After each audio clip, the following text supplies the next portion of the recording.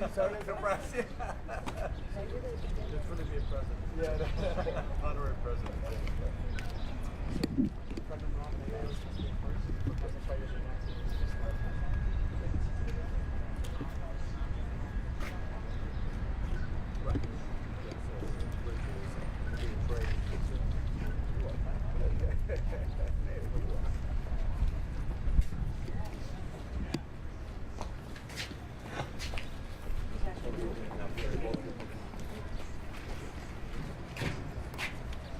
Yes, good afternoon, ladies and gentlemen. Thank you for being here with us, for attending this special day. Most importantly, it is indeed my honor to have Nancy Pelosi, the Speaker of the U.S. House of Representatives, here in Laredo during our 122nd annual Washington Birthday celebration. Where she's to my right, to my left, of course, our Congressman Henry Cuellar. I am Pete Sines. I'm the mayor of the city of Laredo. Our city, as some of you all may know, and I'm sure she knows because if Henry's here in Washington, which he is, she hears a lot from Henry. We're the #1 inland port in the entire United States. Each day, we have an estimated 16,000 trucks that traverse our Laredo port, and this is every day, ladies and gentlemen. And Port Laredo ranks second in the nation behind the Port of Los Angeles. To put it in perspective, we are second out of 450 airports, seaports, and border crossings throughout the entire U.S. Laredo averages above 214 billion, and that's with a B, in trade and value every year, ensuring that American businesses and consumers have the goods and that they need, and also to stay competitive. And of course, what helps is these trade agreements that we have with countries all over the United States, and primarily with Mexico. Our biggest trade partner, as you all may know, is Mexico, which you can see located just across this bridge and across the river. Our city and our country have a long history and mutually beneficial relationship with Mexico, primarily built on trust. Our city of Laredo and the entire border have received increased attention recently regarding the issue of border security. I want to clarify, there is no national emergency on the border, ladies and gentlemen. We truly believe in securing our border, and we thank all the men and women that protect our ports of entry as well as the areas between those ports of entry. Our disagreement is in the approach as to how to secure our border better. For this reason, the city of Laredo has consistently proposed a virtual wall, a smart wall. However, if a physical wall is required, is imposed in this area, then we propose a bulkhead proposal that we have shown to the Speaker, Pelosi, and we hope to show this proposal to our leaders in Washington.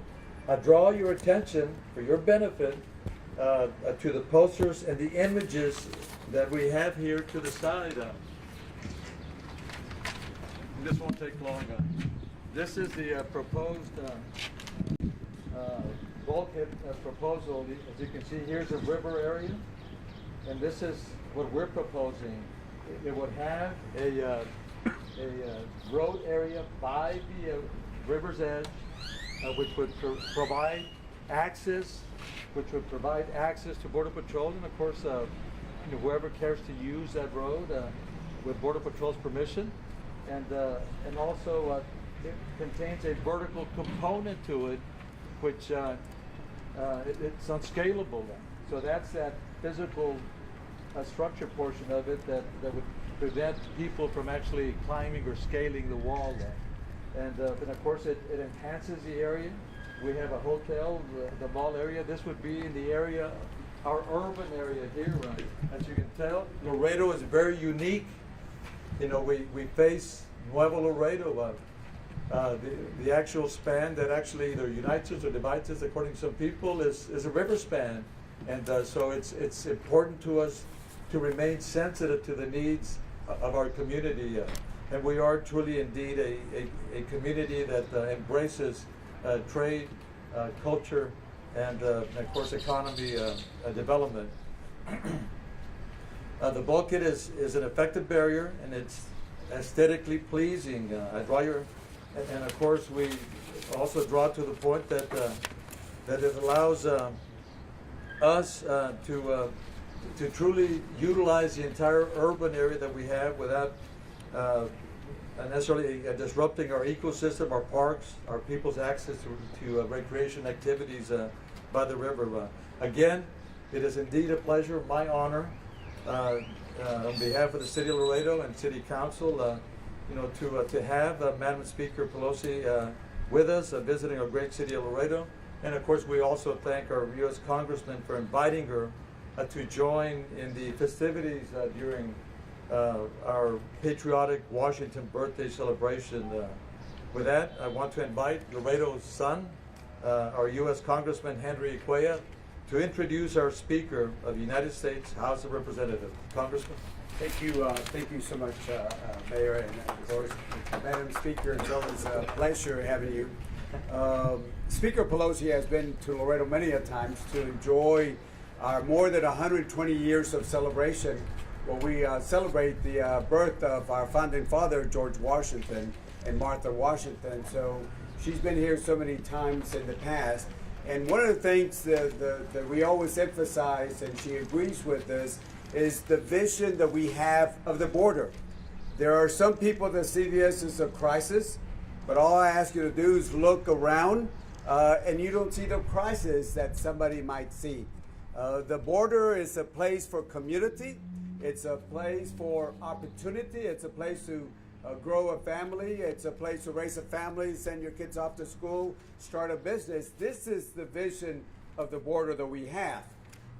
If you look at the FBI stats, again, for some of y'all that have not heard me say this, if you look at the crime rate, whether it's murder, assault, rape, whatever the case might be, the border crime rate is lower than the national crime rate. For example, if you take the cities on the border, they might have 3 murders per 100,000. The national crime rate is 5.3 murders per 100,000. Washington, D.C., where we're at, I think it's about 17 murders per 100,000. So it's a lot safer here. And we certainly know also that what the number of crossings that Border Patrol used to have in the year 2000 was 1.6 million individuals that they used to apprehend. Last year, they stopped 303,000. And if you look at the people that stay here, 67% came in through a legal visa or permit. Okay, nothing against our Canadians, but if you look at the visa overstay, you know where they're from? Canada. Canada. Now, I'm not advocating for a wall in the northern part, but those are the figures that we're looking at. So, again, in our place, as the mayor said, every day there is, between the U.S. and Mexico, $1.3 billion of trade. That's over $1 million every single minute, over $1 million. Laredo handles most of the trade that the mayor talked about. The other thing is, we do have a lot of Mexicans that come into the United States. In fact, last year we had 18.9 million people from Mexico that came over, but they came over as tourists. And those people that came over spent over $20 billion, monies that they spent at our hotels, restaurants, malls, so therefore creating jobs on the overside, on our side. So again, the reason we say this is because the Speaker and I agree on the vision that we have for the border, and certainly she understands that the Rio Grande, or the Rio Bravo, as our amigos en el otro lado de Mexico, does not divide us, but actually unites us as two countries. Finally, the Speaker also agrees that when you look at Laredo and other border towns, we believe in security, but we want to do it in a smart way. We believe in securing our country, but we want to do it in a smart way and not using 14th century solutions called the wall. Because here in Laredo, the Speaker agrees with the mayor and I, we rather build bridges, and that's why we're at this bridge. We rather build bridges than build walls. So, ladies and gentlemen, I would ask you to please join us to give Speaker Pelosi a good welcome. Thank you so much. Good afternoon. Thank you very much, Mr. Mayor, for your kind words of welcome, Mr. Cuellar, for your invitation to be here, and for your tremendous leadership in the Congress of the United States. I love coming here this week that we observe the birth of our presidents, in particular George, our founding father, and our founding mother, George Washington and Martha Washington. Since the first time I came here for this observance, I have bragged about how patriotic Laredo is, a city that is 96% Hispanic. That's a source of great pride.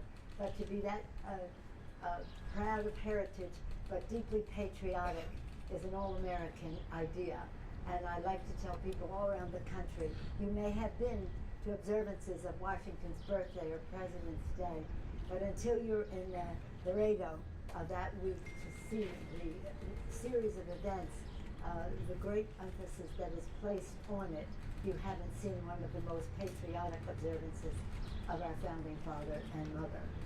And that the purpose of our visit now is to celebrate our country's origin, to celebrate our country's diversity.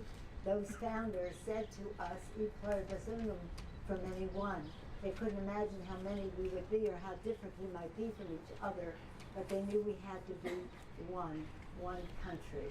And this area is so supportive of that value of our founders. I'm pleased to be here at a special time, at a time when there is a challenge to the vitality of this area. When I come here, I see it as the future, and present too, but as the future.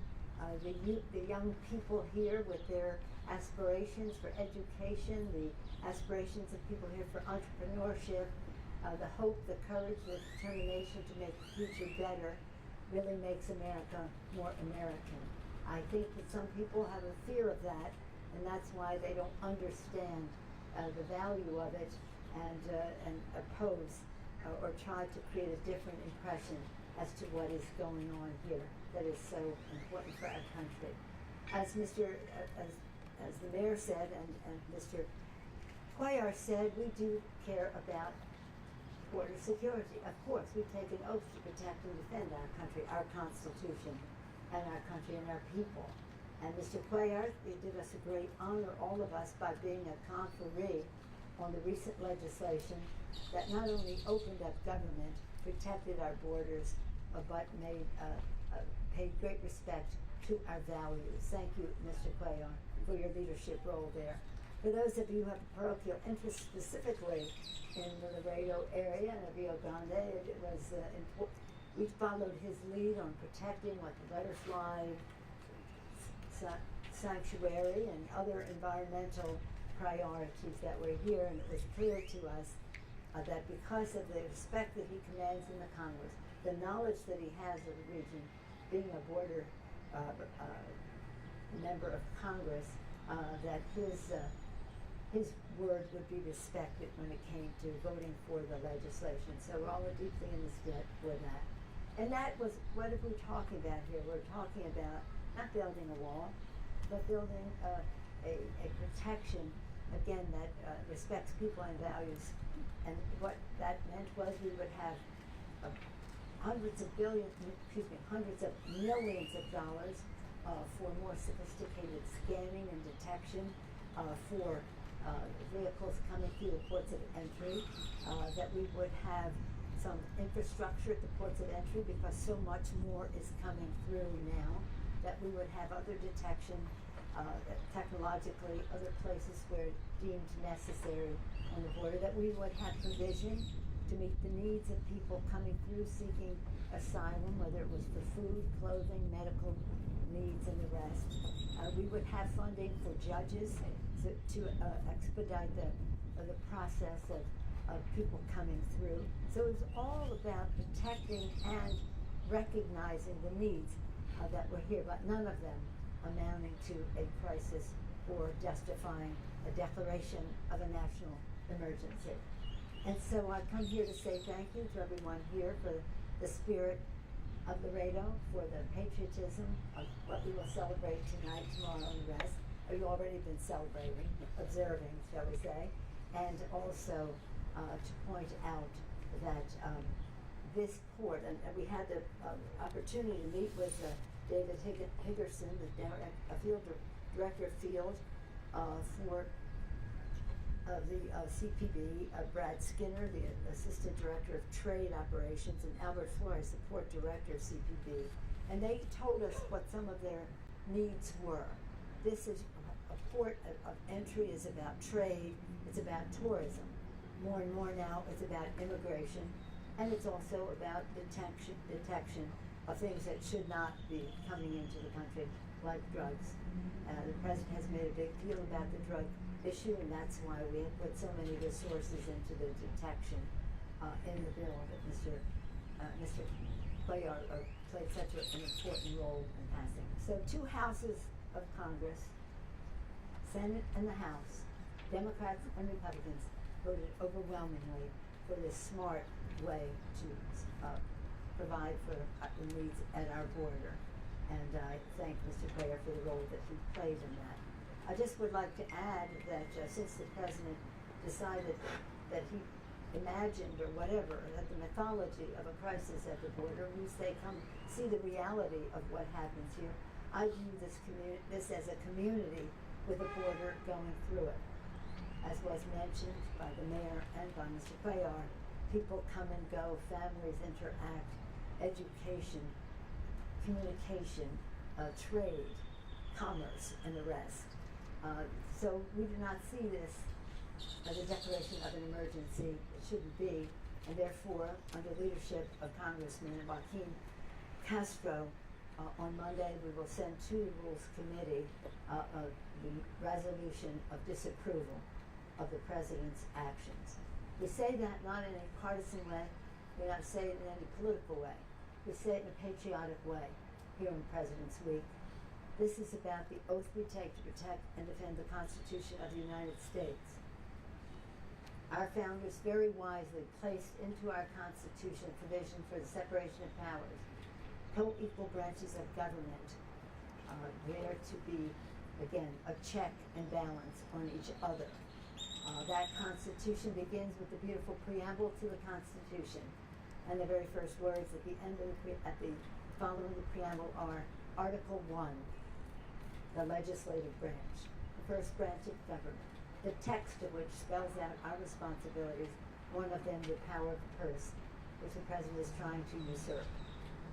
Many other powers contained there that we are there to honor the Constitution and protect it, but also to strengthen the institutions in which we serve, we in the Congress of the United States, hopefully the president in the executive branch. But that's what will happen on Monday. Mr. Castro's resolution will go to the Rules Committee. We plan to be voting on the floor of the House. We plan then, after it passes the House, to send it over to the Senate. We want to deal with this as expeditiously and carefully as possible. But I just wanted you to know what's going to happen in the next few days in that regard.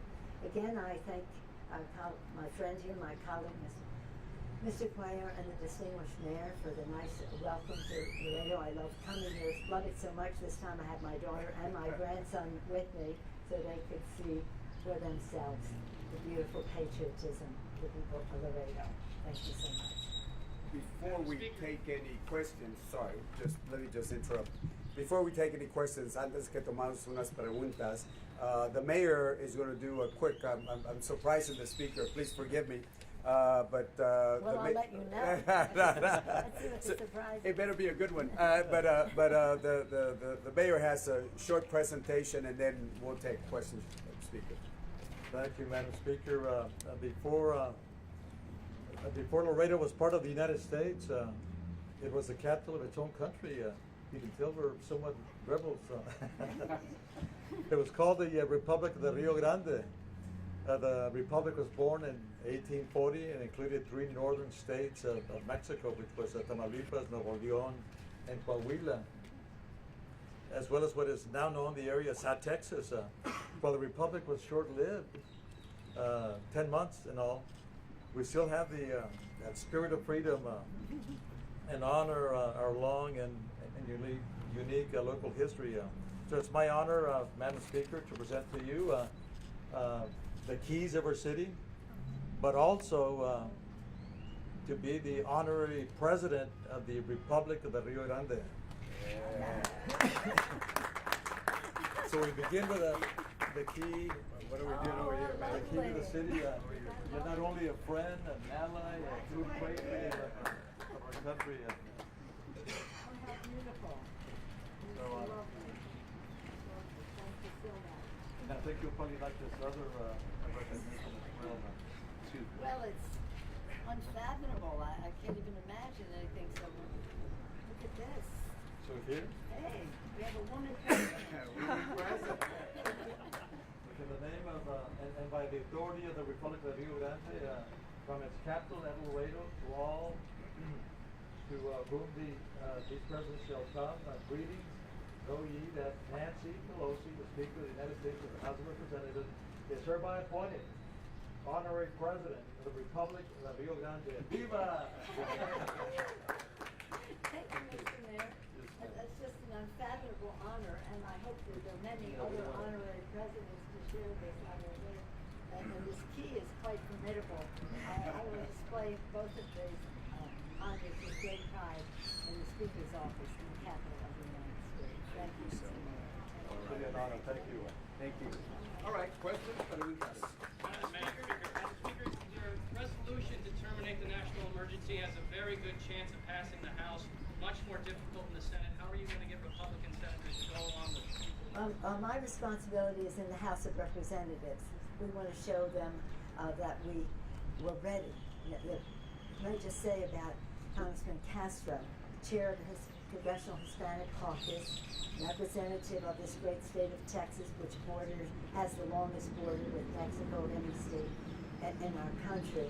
He knows the subject, and he started weeks ago to put together this very succinct resolution, hoping that it would not be necessary, but prepared in case it would. So it is just a one-page resolution, and I thank him for his leadership so that we were ready to move as soon as I got the letter from the president that he was doing. That's how it works. He sends a letter to the leadership of the Congress that he is declaring an emergency, and then going from there. So I think some of the arguments, not making arguments to the Senate, that's not my responsibility, but the case to be made to American people is that, first of all, we have a constitutional responsibility to protect and defend the Constitution. To do anything less than overturn this action by the President, we would be delinquent in our duties as those who take an oath to protect the Constitution. Second of all, there is no emergency at the border. It's a mythology of the President, not a reality at the border. And so people have to realize that. And that third, when he tries to usurp the power of Congress for spending, he does so at considerable cost to his own effort. Those in the military don't want the money taken out of the defense budget for a purpose that is clearly not a defense purpose. And so when people see the opportunity cost of the money that the President is taking away, he makes a good argument the President makes a good argument for us, to the American people and to the senators, that this is not the way to go. I think there's evidence that they don't even know what they're doing, because they thought they were taking over $2 billion out of one account to spend elsewhere, and they found out that except for $80 million, that money had already been spent. So I do think that the Department of Defense has a responsibility to say to the President, the money that you're taking from defense, we want your assurance that it will be spent on the national security of our country. A methodological crisis at the border does not meet that standard. But I'm only responsible for the House of Representatives. We'll have a good, strong vote. The bill will be brought to rules Monday, brought to the floor shortly thereafter, sent to the Senate immediately, and hopefully to the President's desk immediately after that. Madam Speaker, Yes. The Democrats, madam, have supported and funding fencing in the past. Why have such a hard line against it now? Some Democrats have, and no one has said if there's a place along the way where there might be some material fencing, that might not be acceptable. But that doesn't mean building a wall. That doesn't mean building a wall. A wall is not effective. It's very expensive. It's nothing more than a campaign applause line for the president in one of his speeches. It has no merit in terms of effectiveness, cost effectiveness, and does not support the values of our country by building walls between countries, rather than smart border security, where there needs to be more roads, more infrastructure, and the rest. Put it there, but don't build a wall. Madam Speaker, the Border Patrol agents from this area say they want to show you why they want a wall here.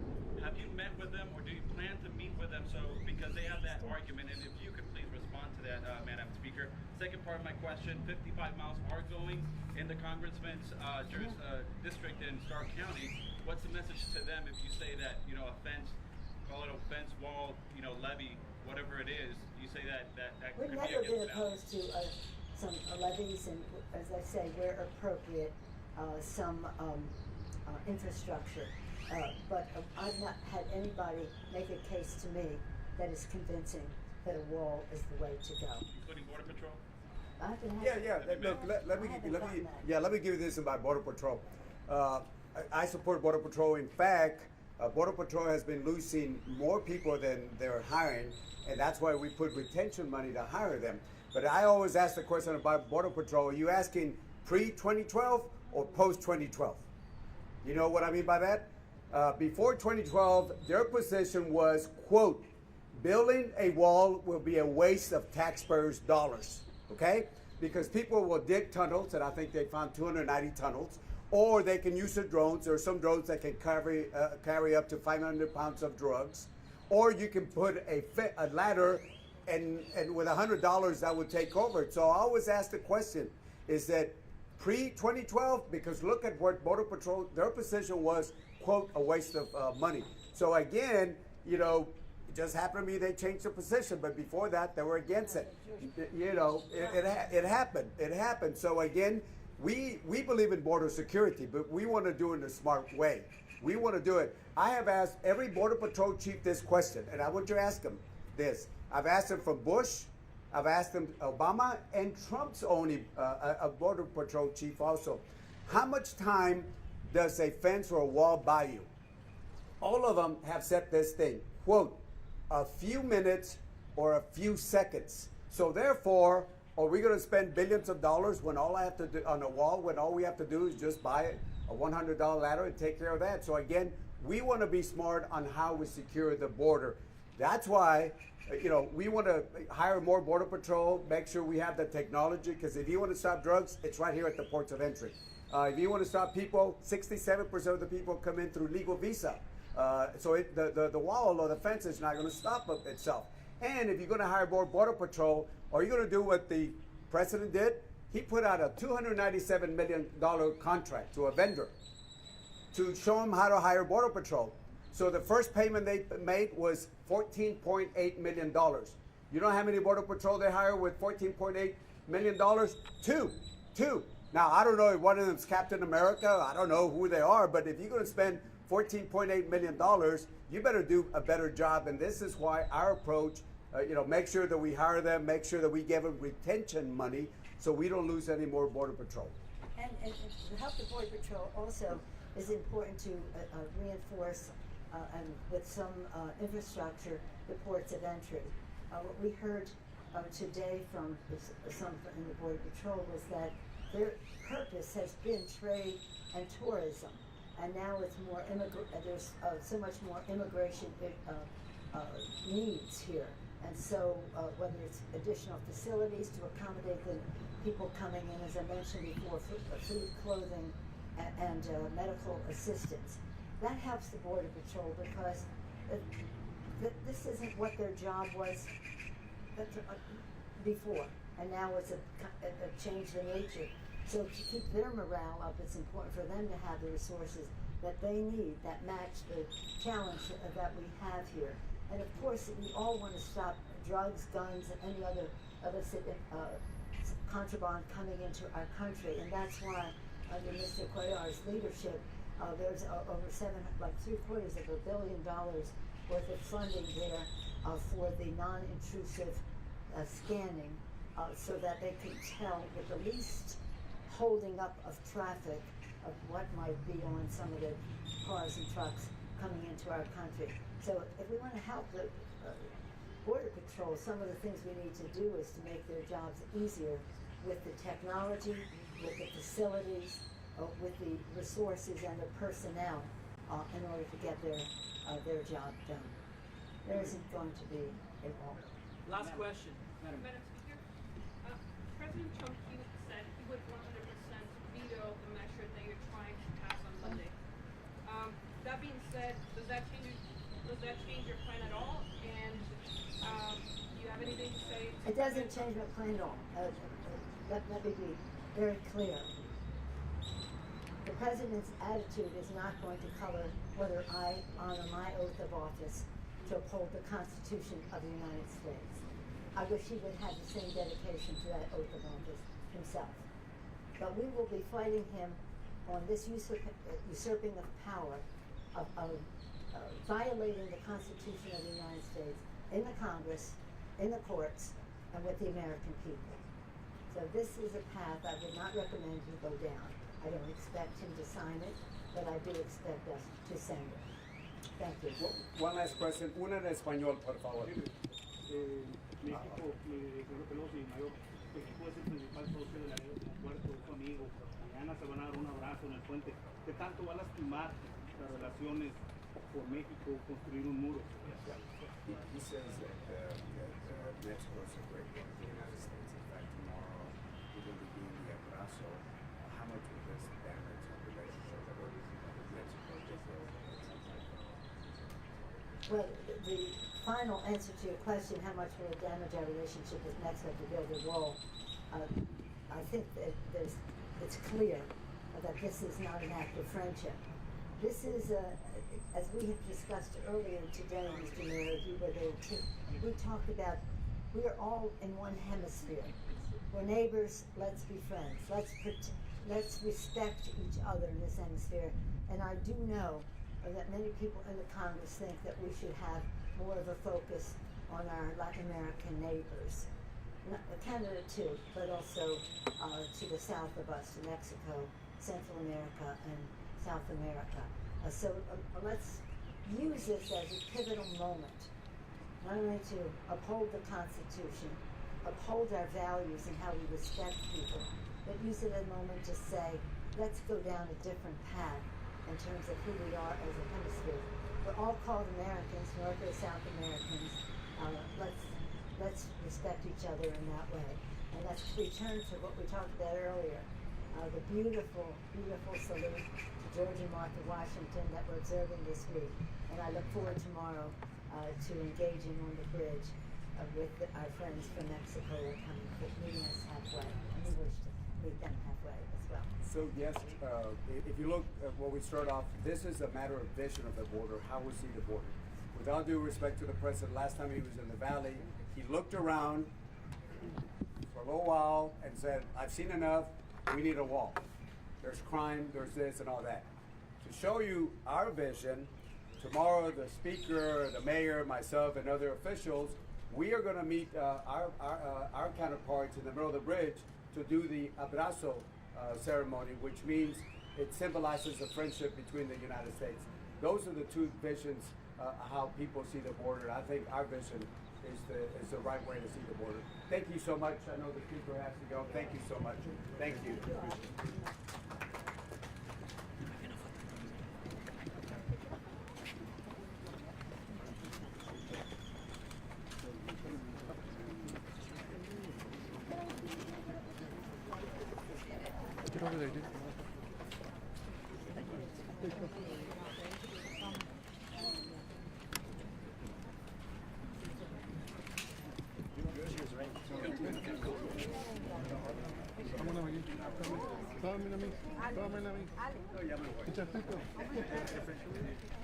Madam